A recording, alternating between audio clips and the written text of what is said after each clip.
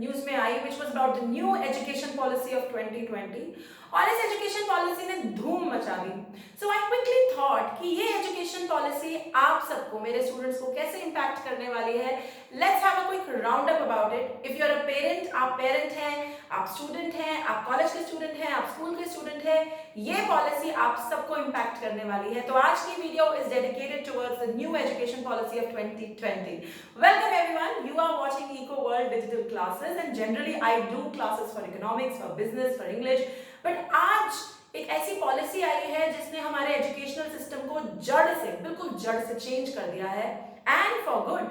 But अच्छा है बुरा है तो बाद में समझ में आएगा। आज पहले ये समझते हैं कि इस एजुकेशन पॉलिसी का आपके लिए, यानी अगर आप छोटे बच्चे हैं, अगर आप 6 to 8 के बच्चे हैं, अगर आप 9th एंड अबव बच्चे हैं, 12 के हैं या ग्रेजुएशन के हैं, आपके लिए ये policy what is it going to mean for all of you. Alright, so let's begin.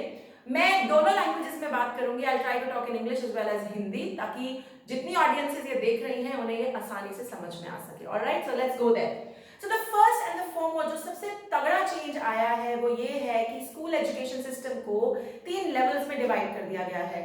Up to 5th which is pre primary, और उसके बाद 6 to 8 यानी मिडिल लेवल, एंड फिर 9th to 12th higher level. ये 3 levels में divide कर दिया गया है।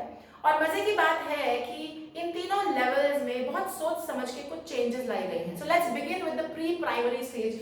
What is this stage all about? तो फर्स्ट चेंज जो यहाँ पर है, अब आप इंडिया के किसी भी कोने में हैं, if you have a mother tongue in which you are more comfortable, you have a regional language in which you are more comfortable, then आपका medium of instruction will be and can be that particular regional language। यानी if you're in Maharashtra और आप अपने बच्चे को मराठी में पढ़ाना चाहते हैं, कोई दिक्कत नहीं है, आप ऐसा कर सकते हैं। If you're in Punjab and you're not very comfortable with English and you want to teach your kids Punjabi में, तो वो भी चल सकता है। अब यानी इंग्लिश की अनिवार्यता खत्म हो चुकी है। English as a medium of instruction जरूरी नहीं है 5th तक।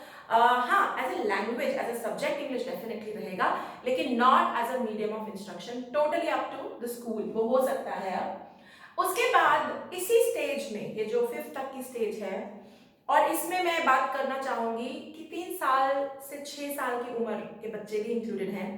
साइंस बहुत बार प्रूव कर चुका है कि 3 से 6 साल की जो उम्र है बच्चों की, ये बहुत ही क्रूशियल होती है एजुकेशन के लिए। हम कई बार सोचते हैं कि यार इसमें बच्चा क्या सीखेगा, जबकि maximum learning happens in the age group of 3 to 6।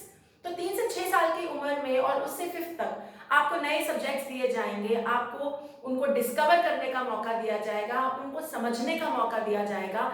You will be told, there will be more role plays, more activities, less focus on रट्टा।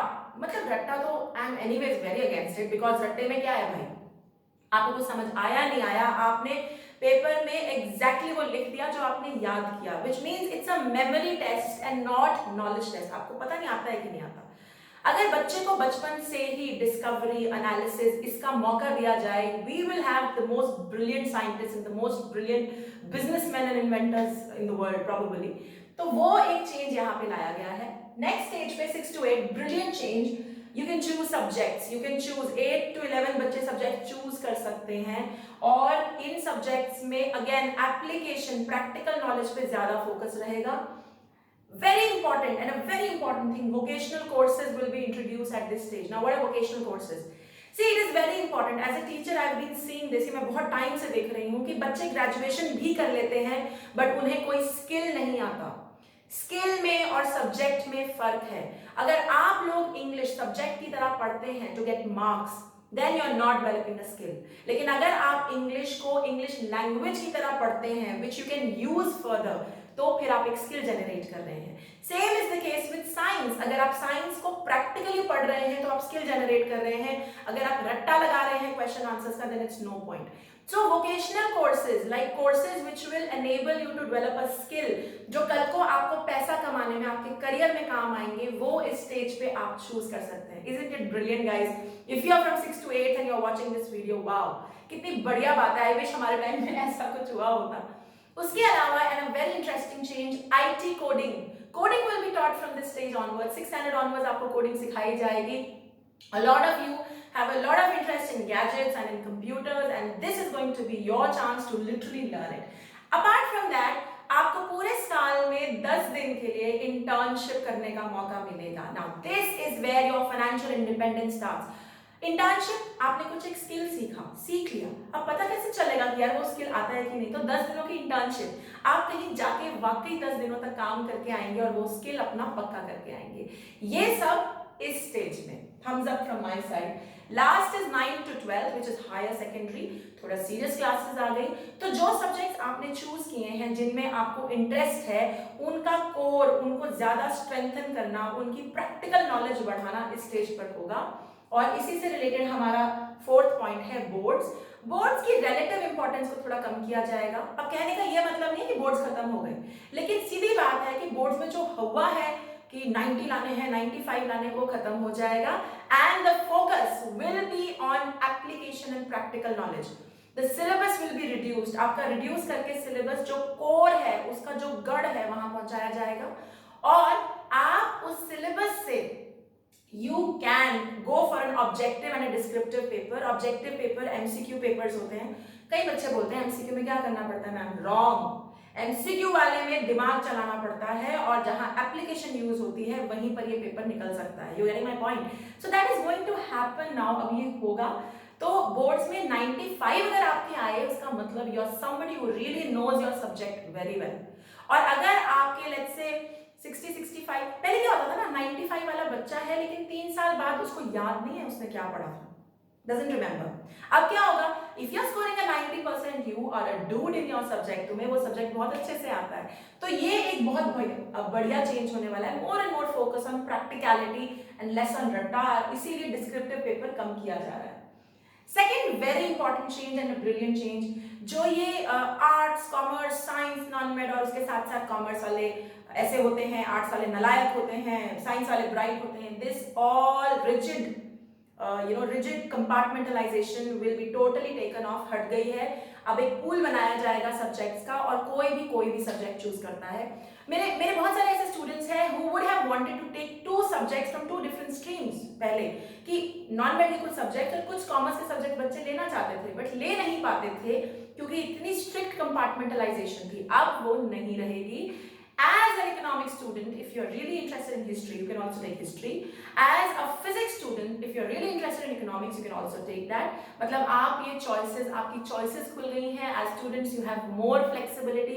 आप अपने subjects, अपने interest के हिसाब से definitely choose कर सकते हैं। Alright, अगला ग्रेजुएशन। अच्छा, ये जो मल्टी स्ट्रीम ऑप्शंस है, इसमें एक सीन होगा, एक पूल बनाया जाएगा सब्जेक्ट्स का। अगर उस पूल में आप जो सब्जेक्ट्स चूज करना चाहते हैं वो हैं, तो आप उनको बहुत आसानी से ले सकते हैं। Alright, next point over here, graduation. All my graduation students getting into graduation, there already brilliant news for you. Graduation is going to be for 4 years now.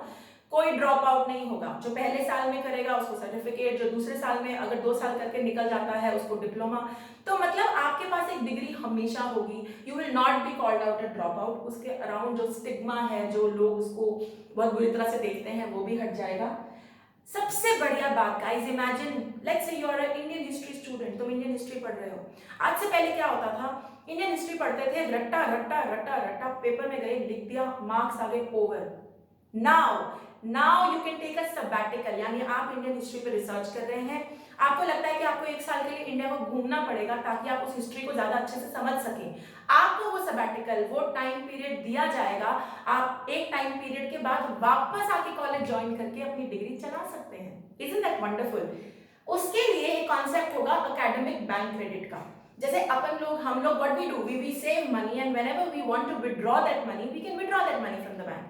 Similarly if you done academically, एक particular range रखी जाएगी, अगर आप उस range के बीच में रहे हैं, you can take a sabbatical, go for research, go for internship and then come back. Honestly जब मैं पढ़ रही थी तब मैं रोती रहती थी कि यार ऐसा कुछ हमको मौका क्यों नहीं मिलता था यार। हम if you were doing accountancy, why won't we given internships to go and do accountancy somewhere, क्यों नहीं मौका मिला?